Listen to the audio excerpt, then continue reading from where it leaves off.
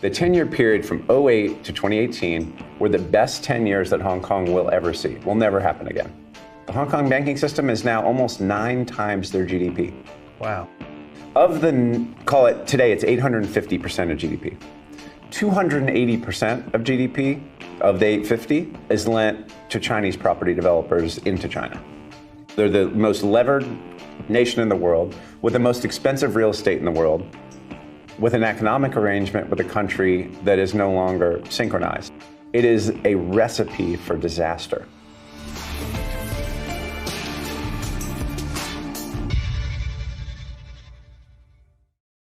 If you remember, a month ago, Kyle Bass was on Real Vision talking about China, and he said he had one big trade for us, the really big one, the one that he'd been doing all of his work on.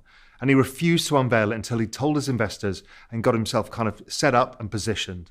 That moment's now. Kyle's back to come and tell us the next big trade, the trade that he thinks is one of the greatest opportunities in financial markets. It's going to be super interesting for us all to sit back and watch Kyle Bass unveil this great idea. So Kyle, you've come with a tie. I've got my collars up. What you promised me a month ago is you're going to come with the killer trade. The big idea that you've been working on for a while ago, and we kind of alluded it on Real Vision to people, and now you're back and you're ready to kind of unveil what is, you and I have spoken about it a little bit, and it's, for me, fascinating and almost incredible. I appreciate Talk me through it. Let's start at the beginning. So, for the last really 3 years, we've focused on, as you know, I know 6 or 7 years, we focused on China's financial system. Yeah. And that's taken us to understanding the flows and the plumbing of capital and how it flows in and out of China, whether you're looking at Hong Kong or China, or you're looking at the listed market or the domestic market in China, the majority of the capital flows through Hong Kong. And when you look at Hong Kong as a sovereign, I'll tell a little bit of a story as far as the existence of Hong Kong in its economic and financial state that it's in today. You have to look back 36 years. You really have to look back much further than that when, the UK or Great Britain really fought a couple of wars, the First and Second Opium Wars, and then the balance for the new territories, and, took over Hong Kong Island, Kowloon, and the new territories. And they basically ruled those territories for a very long time. And at some point in time, in the late 1970s, early 1980s, Deng Xiaoping started, I think, some rhetoric back behind the scenes, some conversations with Margaret Thatcher on handing Hong Kong over back to the Chinese. As you know, the British basically secured their rule over Hong Kong with a 99-year lease. Yeah. The Chinese wanted that lease to end in 1997. And threatened, I think, the British in one way or another to get them to do it a little sooner. And so while these negotiations were going on, word got out that the Chinese were talking to the British about a handover. And if you noticed what happened then, the Hong Kong currency had about a 50% decline versus both the dollar and the pound going into 1983. Yeah. And then in late 1983. So it was a free-floating currency then? It was a free-floating currency then, yeah. So, but a 50% deval over just a handful of years, to the extent that the South China Morning Post was saying it's becoming a banana republic, the currency's in a, quote, free fall, and then they pegged it to the dollar, the US dollar. Fascinating, right? It's being controlled by the British, and yet they pegged it to the US dollar, looking for more stability than I guess the British had. Nice dig. And now we face Brexit. God only knows what's going to happen next. But I think that back then they engaged in a peg to try to bring some sort of stability, to calm the nerves and the psyches of investors in Southeast Asia, and primarily Hong Kong. Because, as you know, investors were thinking with Great Britain, there's a legislative democracy, there's basically a financial stability, there's rule of law. They're all the things that capital needs to invest and make real investments in the sovereign or the territory. And with the idea that China might take back over sooner rather than later, the money left, and that's why they had to institute the peg. So the UK Chinese agreement, the Sino-British agreement in 1984, stipulated or set forth the rules by which Great Britain would engage with Hong Kong in the future, and the handoff would be, July 1st, 1997. Fast forward from 84 to 92, when the U.S. entered its Hong Kong U.S. Policy Act. Both Great Britain and the U.S. treat Hong Kong as its own sovereign, as long as it maintains autonomy in its economic affairs, in its legislative affairs, and in its rule of law. And what does autonomy mean? That no one else is running the show. Right. This agreement stipulates that it is a special administrative region of China, but it will be treated as Hong Kong as long as those things are maintained. Like, I'd love to cover that secondarily. Yes, we'll come on to that in our conversation. But hence my question: what's autonomy? But that's the word's very important. Yeah. So when you look at today, if you just look at Hong Kong from a macro perspective, it's really important to think about what happens when you peg your currency to another. Right? There's the pegged currency, then there's the anchor currency. The anchor currency in this case is the dollar. What you're doing is you're basically saying, I will adopt their monetary policy, I'll adopt their yield curve, right? I will basically let Jesus take the wheel and let the US run my economy. Now that works actually fairly well as long as there's a synchronicity in economic outputs, right? I.e., if the economies are working together, if one grows, the other grows. If one goes into decline, the other goes into decline. That kind of relationship actually works. If one economy is growing while the other one's declining, and you have to import monetary policy in, i.e., the same rates curve, it's a disaster for the one that's declining. And so 36 years ago, the U.S. was the engine for the world. And as the U.S. economy went, the world economy went.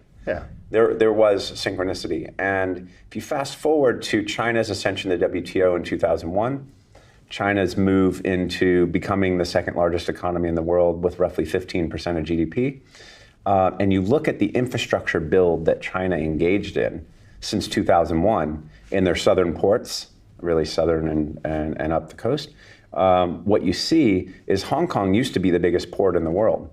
They were a dollar-based goods exporter and re-exporter of goods for southern China. They were essentially China's southern port. And they were very functionally relevant to China especially in the early 1990s. They represented a quarter of China's GDP, actually almost 30% of China's GDP.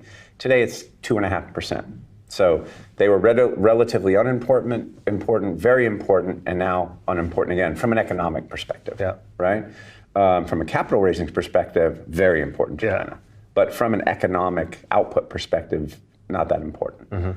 I think if you look at how Hong Kong's economy has changed over the last 36 years, they've gone from a goods exporter and services importer, and right in the financial crisis, that flipped. And we have a chart in here whereby you see the blue bars are goods, the red bars are services. Total flip. So it looks like the financial crisis flipped them, but that's just coincidental, actually. It was the southern port build-out that basically moved China's, let's say, ownership of the top 10 ports in the world from 9% in 2001 to 60% in 2015.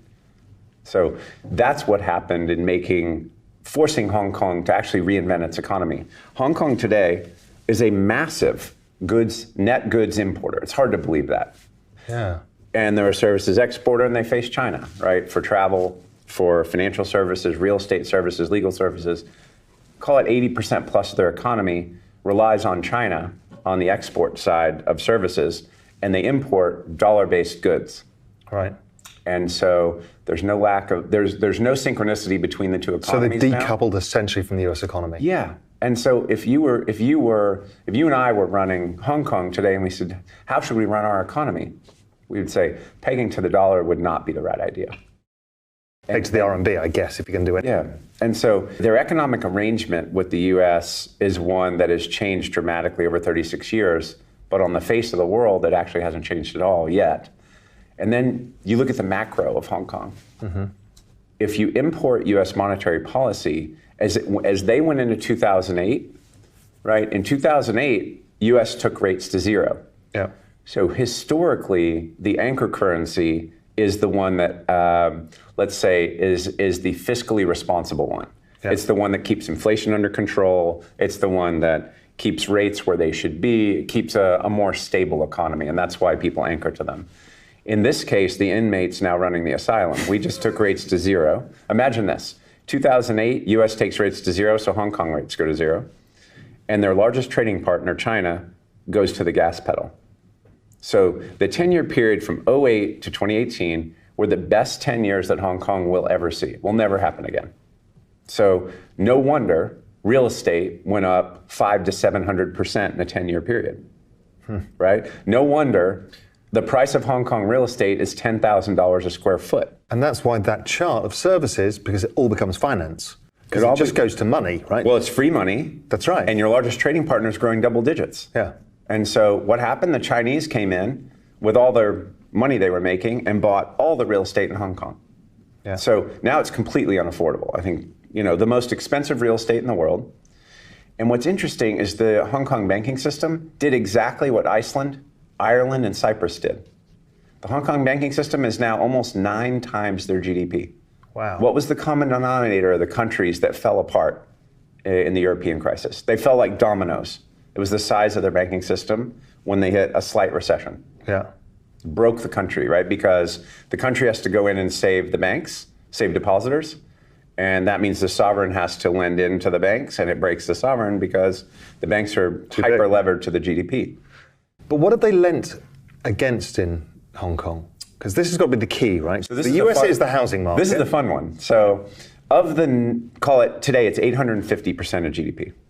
280% of GDP of the 850 is lent to Chinese property developers into China. Wow. The rest is lent to domestic SMEs and mortgages. So I hear a lot from the various sell-side firms that we call. They say, oh, Hong Kong mortgages, they're only 50% loan to value, not a problem. I said, really? How do they afford a 50% deposit on the most expensive real estate in the world? They said, oh, that's easy. So the bank lends 50. The property developers lend 35 in a second lien. And families, the families or friends lend them the other 15. I said, so how does that work? And they said, well, that's easy because, housing goes up like 10 to 15% a year. So in the first year, this is a partner at one of the biggest firms in the world tells me this, that runs the real estate business. In the first year, they refi their family out. And in the next 2 years, they refi the developers out, and then they have a 50% LTV loan. I said, but what if prices go down? Oh, yeah, prices don't go down. Literally, I'm hearing this again. We've heard this before. Right? And so there's this belief that the loans in the banking system are safe because of their loan-to-value ratios. I think we all know that that's not going to be true. So of the Hong Kong money, the banking system, is most of that debt? Oh, yeah. Debt in China. Oh, yes. Chinese debt. Yes. There's nothing to do with the Hong Kong domestics or... Oh, no. So 280, so of the 850, 280 is lent to China. The balance is lent to Hong Kong domestics. Right. What the hell do they do with it all? Because there's not that many people in Hong Kong. Private sector financial credit is the highest of any developed nation in the world. 300% of GDP. Look at the US and Japan and look at where Hong Kong is. Wow. So you have the most levered banking system in the world. Some weird mechanism that is flowing back into China. Just feels that you don't look at the streets of Hong Kong and think everyone's completely borrowed as much money as the eyeballs. It feels like there's another mechanism. Well, they could have taken the money and invested it in China, right? I mean, all I'm saying is domestic private sector credit to GDP is 300%. Banking assets to GDP are 850. So they're the most levered nation in the world, with the most expensive real estate in the world, with an economic arrangement with a country that is no longer synchronized. Right. It is a recipe for disaster. So everyone's going to have in their head, yeah, I heard this all before in 98, and every hedge fund who tried to take advantage of that peg breaking didn't break. What's going on now that's different? Because you've looked at reserves and a whole number of different things. Yeah, let's talk about 98 first. I think it's important to see the HKMA had a decision to make, right? Either revalue the peg or suffer a massive debt deflation.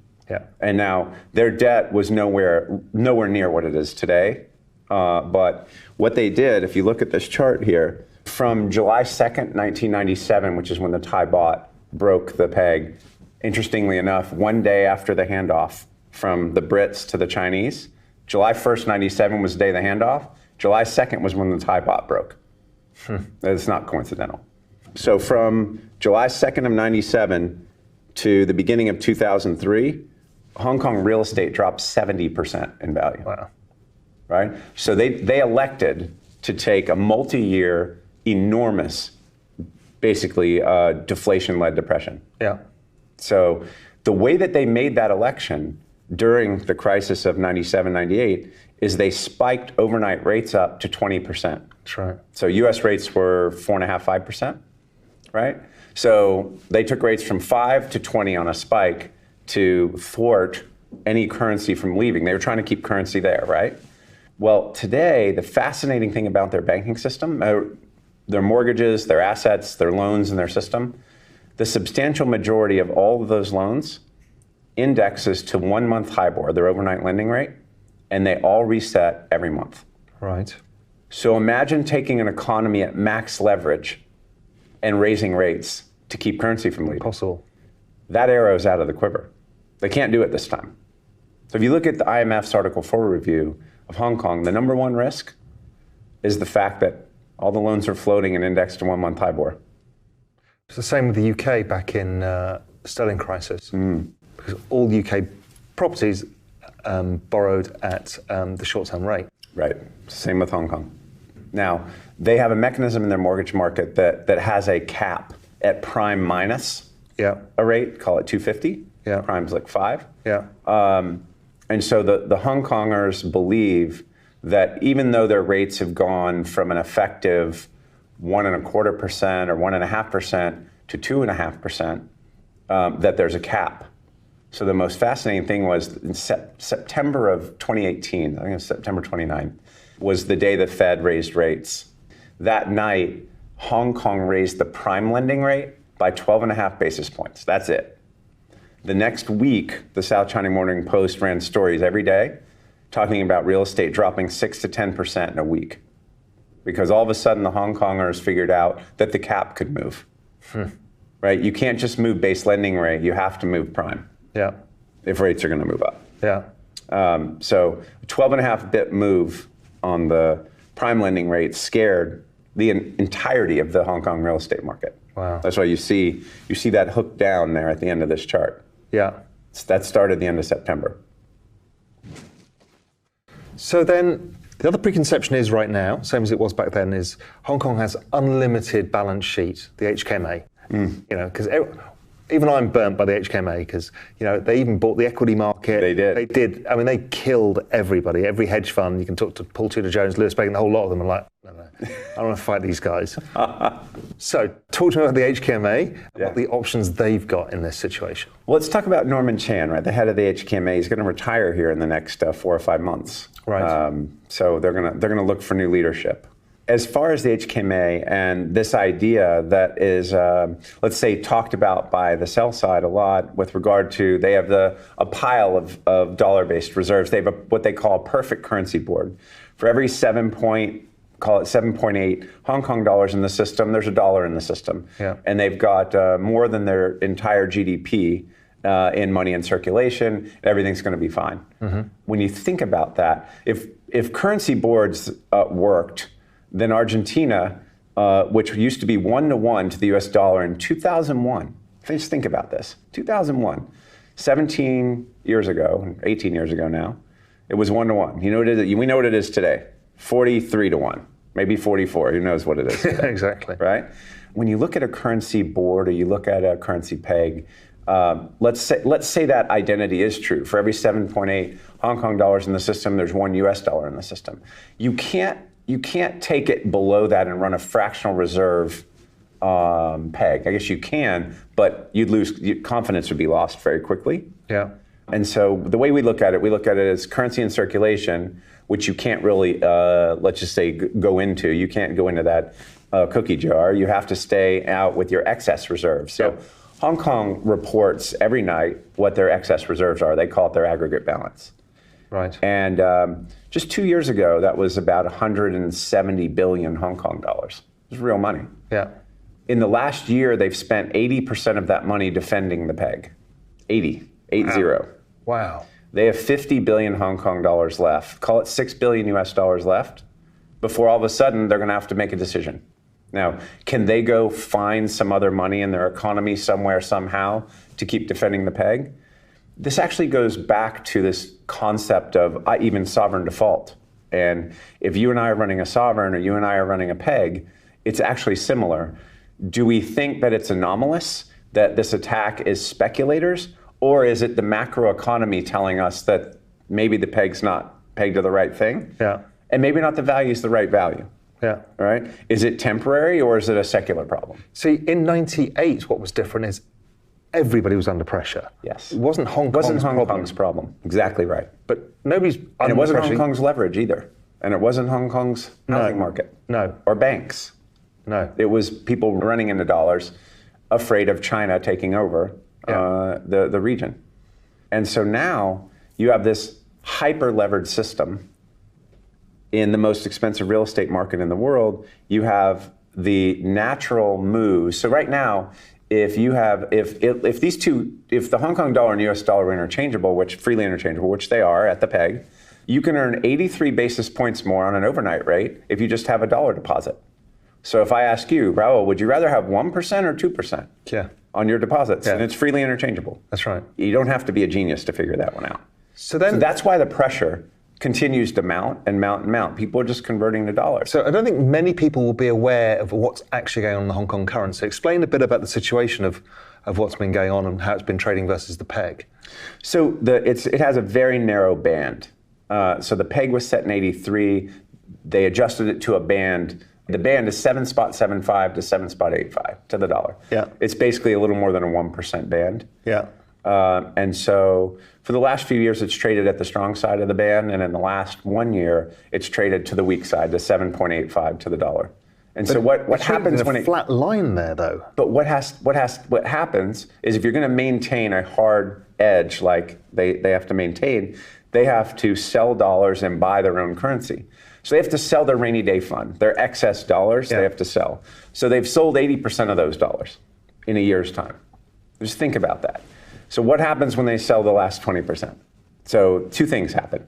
Either they find more dollars by mortgaging or leveraging another asset, or requisitioning funds from somewhere. It's not the only money they have. Sure. And we've done a very in-depth analysis, not in our letter. We can cover that another day.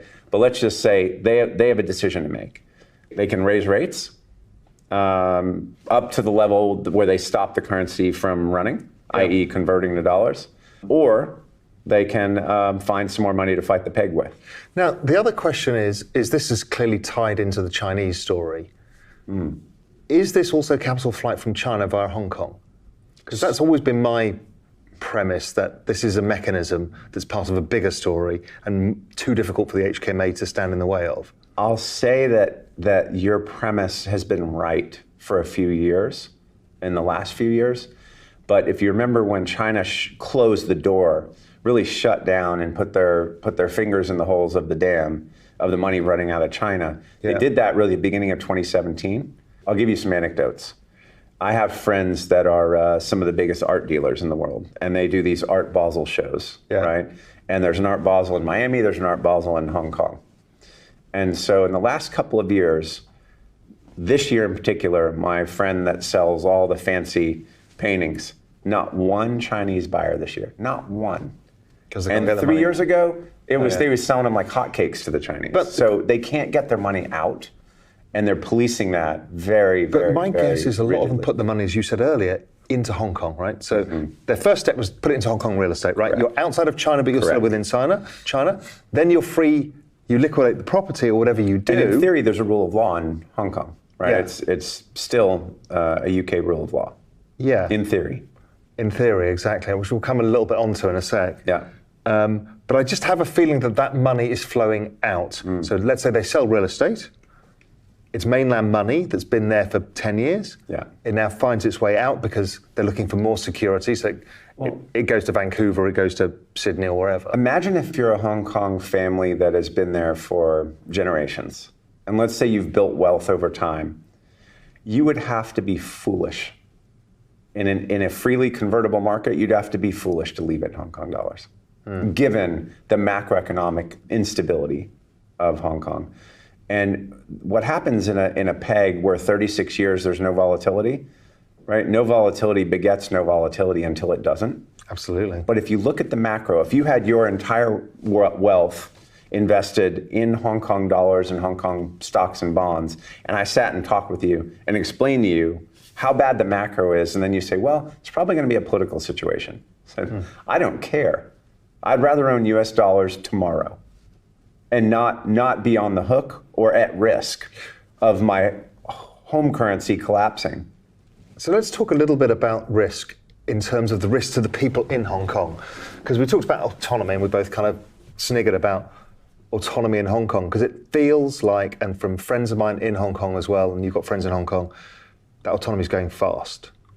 So last night I had dinner with a friend that just sold both pieces of real estate that he had there, and he moved his family to London. Oh, really? Gone. He grew up in Hong Kong, generational Hong Kong family. The moment that China started actually floating a proposal to be able to extrajudicially grab someone off the streets of Hong Kong and take them to China without any court proceeding, that's scaring the Hong Kong, not only the Hong Kong elite, but the 85,000 Americans that live there. Yeah. Right? In the past, we all know that the MSS from China grabbed booksellers that were writing books about President Xi that he didn't like, and they came in the middle of the night, took him and ripped them back to China. That was kind of a political grabbing, and everyone was up in arms about it, and there were 4 booksellers that went missing for a while, and then they resurfaced at some point in the future, never to sell another one of those books again. This is a different thing. Yeah. The proposal in the manner in which it's stated today, and Carrie Lam's government is the one making this proposal. So, she's not really democratically elected, right? She's chosen by President Xi to be the CEO of Hong Kong, and she's proposing this. And her proposal it states that there'll be a judicial review, i.e., if the crime that is supposedly been committed by the fugitive in quotes, is a crime also in Hong Kong. So let's choose murder, right? It's a crime in both places. Yeah. If China calls the police station in Hong Kong and says, Raul committed a murder in China, arrest him and send him over here, the court says, their judicial review is, okay, is murder a crime here? Oh yes, it's a crime here, we've got it. The presumption is guilt. So there is no court process to determine whether or not this is a political movement or not, or whether or not you actually committed a murder. So how can people like Li Ka-shing remain within Hong Kong? I think they have to leave. I think it's a real problem. I mean, my friends that are very well off are leaving. Now, if you remember, Nancy Pelosi just had a group of 10 delegates from Hong Kong here to the States 2 weeks ago, and was very forceful with some language and said, there are 85,000 Americans that live in Hong Kong, and we are very concerned about the new proposals that are being floated in the legislature in Hong Kong. If this becomes law, more importantly, it goes back to this word autonomy. The Brits agreement with Hong Kong and the US agreement with Hong Kong, for instance, the 1992 US-Hong Kong Policy Act is re-ratified annually. So the State Department submits a report to the president, and then it's up to the president to either take the State Department's recommendations or do whatever he wants to do. If he determines that they are no longer sufficiently autonomous, we can treat Hong Kong as China. Well, that changes the entire complexion of Hong Kong's economy. Meaning, all of a sudden, all the tariffs, all the restrictions, all the rules of trade that we engage with China on, we start treating Hong Kong that way. Today, Hong Kong is treated as its own sovereign. There are no tariffs. It's free trade, unabated free trade. And as long as, again, they maintain that autonomy, we honor that agreement. If this law goes through, it is a clear violation of our Policy Act, and it's a clear violation of the Brits' agreement with Hong Kong. That in itself will force. You remember in 1995 during the tequila crisis? What happened? What precipitated the Mexican decline? What precipitated Thailand in '97? It's always one thing. It's always the wealthy lose faith or fear the government, and they start moving their assets out. Yeah, Argentina was the same. That's what happens. Yeah. So if the wealthy in Hong Kong either convert to dollars or start leaving, which I think both will happen, then Hong Kong's finished. So what do you think? How does this play out? So we've seen the HKMAs running low on the excess reserves. Yeah. The currency is stapled to the limit, so they're having to intervene almost every day. Correct. The US dollar, as of today, looks like it's breaking higher and is going to get stronger, which will only put more pressure on this situation. Mm-hmm. How does it play out? What's going to happen in this? I mean, I really don't know. All I know is the pressure that is being applied is not this is not anomalous. It's not a one-off. It's not they're just caught up in the tide of people moving to dollars everywhere, and Hong Kong has none of its own problems. You're talking about the most levered developed economy in the world, with the most levered consumers in the world, with the most expensive real estate in the world, all of a sudden having a real problem. So why do people look at Australia and Canada before they look at Hong Kong? Again, 36 years of stability begets more stability. It's an availability heuristic, right? It's the way we think. Because we all think, look, Australian housing market's going to blow up, the banking system's going to get into trouble. Yep. Canada, probably the same. But there's nobody talking this Hong Kong story. Everyone just says, well, that's stupid because Hong Kong will be fine. Yeah, well, if I were living in Hong Kong with my wealth there, I would have already converted it and left. And the currency is telling us something. Every day there is money leaving that country and nobody's noticing. And you know what's interesting? The architect of the peg himself, Greenwood, wrote an article just last week, published in the Wall Street Journal, I believe. In it, he says, people are starting to speculate on the Hong Kong dollar. They've lost money for 36 years. They'll lose money again. It's a perfect peg, nothing to see here. Then why did you write the article? Yeah, you can't say these things. It's just like when Juncker, going into the European crisis, he said, Greece will not default. It'll never default. Yeah. And then we didn't have a meeting. And then a few finance ministers said, well, the reporter said, we just talked to other finance ministers that were in the meeting. And they said, so you just lied to us. He said, listen, when it gets serious, you have to lie. You remember that? Yeah. So look, no one's ever going to tell you this is coming. Are the forwards trading through? No. That's interesting. They're still trading on rate differentials. Right. So I think when they run out, then you get the next move. I don't think people understand quite the impact that if Hong Kong were to devalue or have to abandon their peg, let's say they dressed it up as we want to repeg to the mainland. Yeah, that makes a lot of sense. It would make, politically you can kind of get away with it. But what that does is immediately put pressure probably on the Chinese currency itself, but across the region because, Hong Kong was one of the stabilizing economies. It's Hong Kong, Singapore, they're the two free trade zones. You do that, it's going to start devaluing all of the currencies across the region. I don't know. I mean, I hear you. I do. But I don't have an opinion on it, truthfully. No. I don't. I think that... My view is the knock-on effects are enormous. They typically are.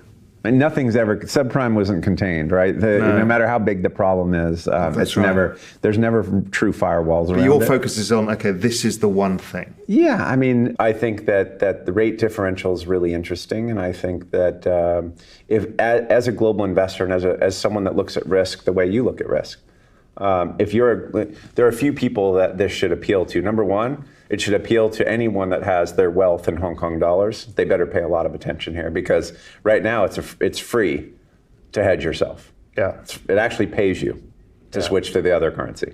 Yeah, that doesn't have all the problems that are endemic in yours. The second group of people are the global asset allocators. Yeah. Right? If you and I are running a pension endowment or sovereign wealth fund, and we have money, to your point, allocated not only to Hong Kong, China, Southeast Asia, this will be a destabilizing event. And so maybe there's a way you could hedge yourself against that. There is one, right? And the most interesting thing about that is The hedge pays you. You don't have to pay for the hedge. And so HSBC. Yeah. So HSBC is an enormous bank, split between London and Hong Kong. So surely they are doing the hedge, right? I mean, if you're the CEO of HSBC, you're just going to be switching all of your, and actually, bizarrely enough, I do know one of the treasurers or the treasurer of HSBC. I could probably find out, but somebody they would know, and they would have some idea with what they're doing with their reserves. The funny thing is about Hong Kong also, just think about it. The two largest banks in Hong Kong are two orphaned children of British financial institutions that are bankruptcy remote. They're firewalled from a corporate capital structure perspective. Well, between the UK and Hong Kong. And they don't have any British depositors. So, yeah, I'd be worried if I own we don't have any positions in any banks, to be clear. But I can promise you I wouldn't own either one of their equities. So there's another trade. So back in my youth, I used to do a lot of these equities pair trades. Long the parent, short the Well, particularly because there was the dual listing. I remember, in fact, when I was a salesman, I did, I don't know, maybe $2 billion of this trade for long-term capital, which obviously blew them up. But the point being is I don't know how they trade any longer, but my guess is there's the pairs trades, because you've basically got the UK entity and the Hong Kong entity. If they trade at the same price, they won't trade at the same price in the future, because the Hong Kong entity, because it's bankruptcy remote, will have to trade a massive discount. Well, that'll be for you to engage in and not me, but yeah, I need to look at it's definitely an interesting idea. Yeah. So I think, yeah, it's super interesting because a lot of people just haven't looked at this yet. And I think what you're onto is something that nobody's been talking about. I like the fact that most people will be cynical about it as well. Oh, yeah. Well, look, 1 or 2% of the people end up getting it right in things like this. Yeah, right. That's right. You look back to Switzerland going through the strong side, or you look back to the tequila crisis or the Thai baht, or, there's so many other situations that just caught everyone by surprise. If you just took the time to analyze it, it wouldn't have caught you by surprise. And if you watched what the wealthy were doing in all of those situations, you'd have known what was going to happen. So the worst question of all, time horizon. Yeah, I mean, it's 36 years, Raul. I mean, it'd be arrogant to say that you have any idea what's going to happen. You can't get away with saying, I have no idea. Okay. If 80% of the rainy day fund is burned up in a year's time, in time continuums, is 12 to 18 months a long time? No. I don't think it's very long. No, I don't think so at all. So I think in 18 months from now, you're going to know what happened. Yeah. You were going to know. And it's probably sooner. I'm hedging. Yeah, no, I get that. Yeah, I think it probably is. If it's going to happen, it's likely to happen relatively soon. Yeah. Well, Carl, it's brilliant. Thank you for coming back and unveiling the big trade. I think people are going to be super interested by it. Thanks. Thank you so much for your time. So there you have it. The big trade, it's Hong Kong. And that's what interests me about Hong Kong is I lived and breathed the 98 Hong Kong dollar peg crisis and all of the things going on. I know how people are scarred by this. Nobody wants to take on the HKMA, but Kyle does. And I think that's interesting. It's ballsy as well. But I think his thesis is sound. It's interesting. It's unique. You don't hear it a lot. Very many people are dismissive. And I also know people say, well, Kyle said this about Japan and Kyle said it about China. This is the game that we play. Not everything comes to fruition, but when you've got an opportunity like this with a really skewed risk reward, you can make exponential amounts of money when you get them right. Sometimes you don't get them right. But the point being is the facts tip probability wildly in the favor of this trade. And I think it's interesting. It's also interesting. I asked Carl, I said, hey, Carl, so tell us what trades you're doing. He's like, well, did Coca-Cola give away their secret sauce? I'm like, oh, God. People want to know. But he's not going to give us that. But what I do know is, and I asked him in the interview, there's a lot of knock-on effects. And again, he was kind of lips sealed on the knock-on effects. There are knock-on effects. I talked about the Hong Kong dollar pairs trade in HSBC. There's obviously abilities to trade the currency, and there are the effects on the markets around it. I think the Australian dollar, or whether it's the South Korean one, or some of the other currencies will get caught up in this, or whether it's some stock markets. Or you can just distill it down to, if this happens, people are going to buy US government bonds. So buy bonds. Either way, there's lots of ways of skinning this cat. You can filter it into your own investment decisions, but I think it's an important one and a fascinating one. So let's see how it plays out.